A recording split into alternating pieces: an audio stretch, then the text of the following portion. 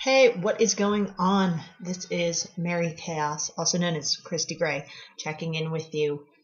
Today, I want to talk to you about vegetables. So, I recently had someone say to me, hey, we always see you posting these great pictures of your meals. Help me. I don't like vegetables. What the hell can I do? Okay, great. So, when I started my weight loss journey way back, I didn't like vegetables either. I'd only really eaten veggies from a can, so I didn't know how to deal with vegetables. I didn't know what to do with them. I would go to a farmer's market, be completely lost. I'd go into the grocery store and be completely lost. And this was 15 years ago, back when, we didn't have fancy stuff in the grocery store yet. We didn't have Star Fruit. So I wanted to make a video real quick and just give you some suggestions of what you can do to start expanding and getting into vegetables and start learning to love them. First off, if you have yourself convinced that you hate vegetables, no matter what you do, you're going to hate vegetables. So you've got to just break that boundary and tell yourself that you're going to like vegetables no matter what. You don't have to like every vegetable. That's okay. It's fine. But if you keep telling yourself, I hate this, I hate this, I hate this, I hate this, you're going to hate it. Our brains are designed to trip us up and to give us roadblocks. You've got to tell yourself, I haven't liked it in the past, but. I haven't liked it in the past, but. What are you willing to do to be healthy? Vegetables are a critical part of our eating. We need them. We need the fiber. We need all the nutrients and micronutrients within them. All right. So, step one, spices. Now, I just grabbed 3 random spices out of my cabinet. When I started eating more vegetables, the first thing I learned is that, one, the salt is awesome, and yes, I love salt.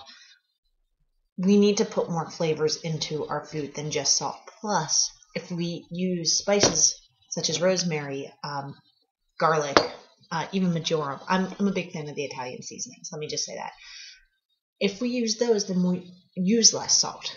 And we want to use less salt. And that's part of the point of eating the vegetables, is that way we're not getting all the sodium from the canned stuff. When you are doing your seasoning, it's all about having the seasoning in your hand, pinching from there. So that way you have full control over how much is going on your food. This is especially important when dealing with salt or dealing with spicy spices like cayenne or red pepper. Right, number 2, that people always come up. They're like, chaos, frozen or fresh.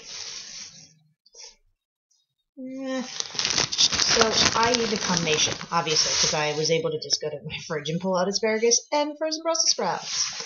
I personally prefer fresh because I prefer the way it tastes, I prefer the way it crunches, I prefer the way it cooks. That being said, there's nothing wrong with frozen vegetables. To be 100% honest, most of the vegetables that we get, whether they're frozen or fresh, not going to have a ton of the nutrients in them anyway. This is why supplementation is important. That being said, frozen vegetables tend to be picked and then immediately frozen, so in theory, all their nutrients stay frozen. Fresh, you're kind of at the mercy of when the farmer picked it, how long it took for shipping, all of that. Right. So I say when in doubt, do a combination. I do fresh. It's a little easier to control. You don't have the water content when you're heating stuff up. All right, great. So we know spices. We've talked frozen versus fresh. How the heck do we cook vegetables? Little trial and error on this one. Grilling, awesome. If you can get fresh Brussels sprouts or fresh asparagus, and these are vegetables that people classically go, ew, I don't like asparagus, I don't like Brussels sprouts. If you do them right, they're little balls of deliciousness, these Brussels sprouts. You can get cages for your grill. My parents have them. I wish I had an example to show, but they open from the top. My mom will cook scallops in them, but she'll also do asparagus in them. Oh my God! You just plop them in, put them on the grill. Great. Little rosemary, little extra virgin olive oil. Now there's some debate in the cooking community to use the extra virgin, to use regular olive oil. They say extra virgin olive oil is for finishing. Regular olive oil is for the cooking part, because the point of the extra virgin is the flavor of it. So get whichever one you want. I tend to cook with regular olive oil and finish with extra virgin olive oil. So grilling's awesome. If you don't have a grill or you don't have anything fancy like that little cage or something to put the vegetables in, you can also wrap in foil. Spray of olive oil dressing, or like the Pam olive oil sometimes works really well. Or just a drizzle of it on top. Fold it in some foil, put it in the oven, put it on the grill. Awesome. When in doubt, saute. Don't boil your vegetables. Boiling your vegetables boiling is the easy thing to do that makes your veggies really gross really quick. You suck all of the flavor out of it, all of the vitamins out of it. Get your pan up to hot, so that way when something hits the pan, it's hot enough when you put the oil in. When something hits the pan, it does. So get your pan hot first. That's another rookie mistake that I made at first. I didn't wait for my pan to get hot. And then my veggies got on the machine. Wait for it to get hot. Put your veggies in. I like to cover it up. Shake it a little bit. You'll know when vegetables like kale, asparagus, broccoli is done because it gets a super vibrant green color. Much past that and it starts to go brown. It's a really delicate line. This is the other thing. Kale. Kale's been huge recently. Kale chips, specifically, have been like this huge health trend. Great. Kale chips are great, especially if you make them yourself. If you get the kale, clean it off, bake it, sea salt, olive oil, done. I don't have the patience for it. I saute the heck out of it. If you try and eat kale raw, it's rough.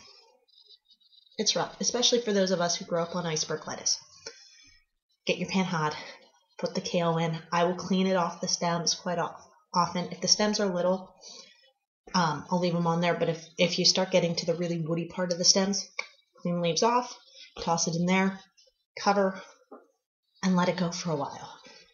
Kale, like eggplant, you kind of have to cook it longer to really get flavor out of it. A lot of people don't like eggplant because they've never overcooked eggplant. Overcook it sometime. It's great. It's absolutely lovely. So the last part of this is color. A lot of us have heard color your plate. It's because different vegetables have different antioxidants, different minerals, and vitamins in them, and that's what makes the colors. So purple vegetables will have a different core of minerals and vitamins than orange vegetables. So you say you want to eat a rainbow on your plate. Being said, you want green to be the most prevalent. Things like red peppers and the sweeter things. There's a reason they're sweet, is they actually have sugar in them. They're still awesome, don't get me wrong. But again, moderation, right? Color your plate, heaping servings. It used to be that your plate, half of it was your carbohydrates. Now we want half to be your vegetables. I cover the entire plate with vegetables and then put stuff on top, but that's just me. Potatoes do not count as vegetables. Corn does not count as a vegetable. Okay? What I challenge you to do is each week, when you go to the grocery store, pick out one new vegetable to try until you've tried about 10 new vegetables. And you know what? You might not cook it right at first. It's okay. First time I made kale, it was awful. It was terrible. I wasn't quite sure why I was eating it. You can put it in stir fries. You can put it in eggs. When in doubt, stir fry things. And the vegetables, they just kind of blend in. You can get all kinds of recipes online for how to hide vegetables into other things, like cauliflower broccoli. That's been really hot recently. The other thing I would challenge you to do, if your spice rack is a little lacking, spices can be super expensive, and I get it. Each time you go to the grocery store, just pick one new one out. If you don't know which ones to get, look at the recipes for some of your favorite dishes and decide what flavors you like and start there. I realized that I really liked Italian food, so I started with the rosemary, marjoram, basil, thyme, garlic, lots of garlic, onion. So do that. It'll increase the flavor of your cooking. Use generously. Play around. Don't be afraid of the kitchen. Don't be afraid of vegetables. That's pretty much it. So chaostheoryblog.com. If you have any questions, feel free to send me an email, derbyamerica@gmail.com or at kgrayactivenutrition@gmail.com. If you need any help with your personal nutrition, I am here, and I'm here to change the world. So send me questions, comments, concerns, eat your veggies, and be healthy, everyone.